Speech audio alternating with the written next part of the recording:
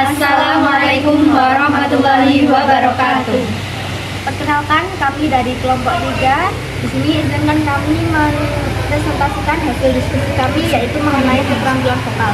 Sebelumnya, perkenalkan, nama saya Nati 35 dengan nomor NPM 22203011101. Dan saya Latifah Zara dengan nomor MPN 22203011123.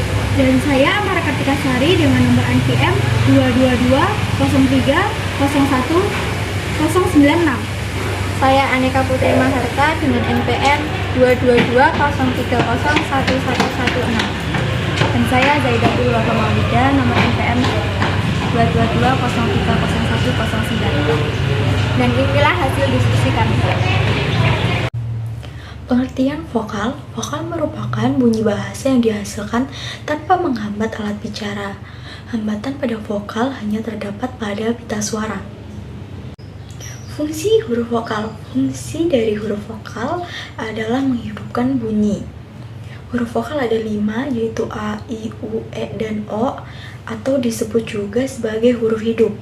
Kenapa disebut sebagai huruf hidup? Karena mampu menghidupkan bunyi, bahasa, atau menghidupkan huruf yang mati. Huruf vokal juga penting untuk memberikan makna bagi rangkaian sebuah kalimat.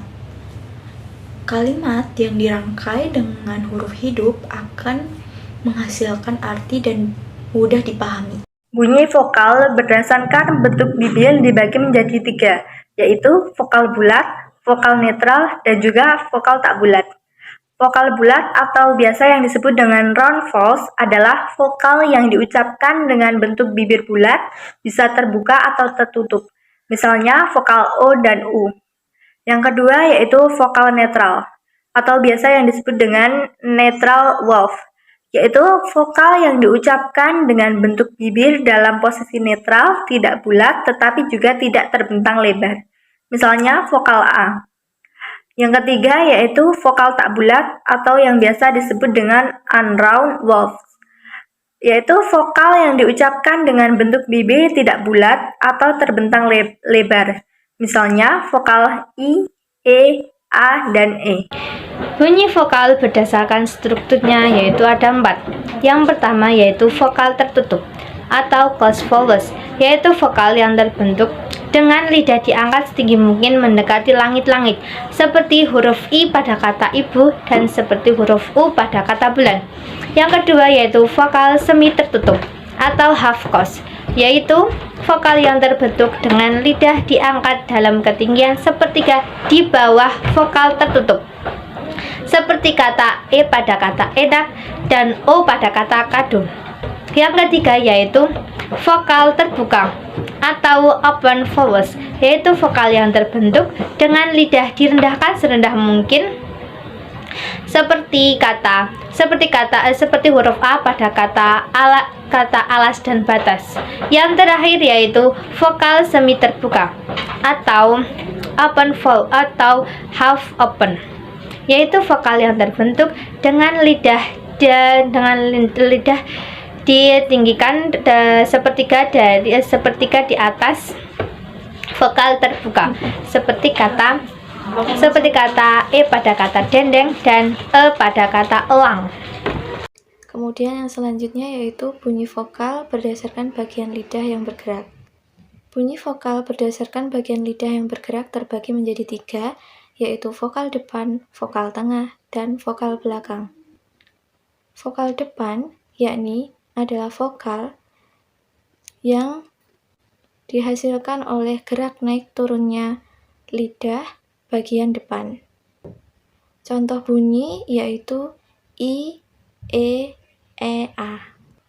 Vokal tengah adalah vokal yang dihasilkan dari gerakan lidah bagian tengah.